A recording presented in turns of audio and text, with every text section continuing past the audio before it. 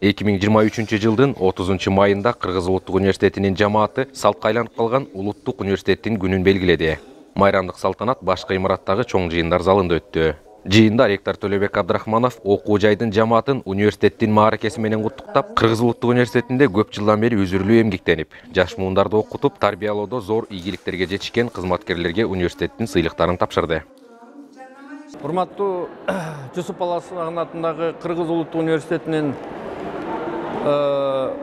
кызматкерлери, мугалимдери, студенттери бардыгыңарды ушу бүгүнкү университеттин күнү менен ректораттын атынан, жеке өзүмдүн атынан куттуктайм.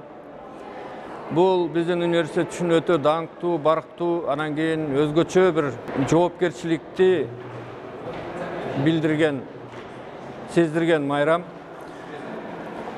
Барыңардын көңүлүңөр куунак, үйүңөрдө тынччылык, жан дүйнөңөрдө бейпилдик болушун каалайм. Ошондо гана биз университет үчүн жакшы кызмат кылып, университеттин мындан аркы өнүгүп-өнүгүшүнө салымыбызды кошо алабыз деп ойлойм. Майрамдык иш-чара университеттин жаштар саясаты жана спорт департаменти тарабынан уюштурулган концерт менен коштолду.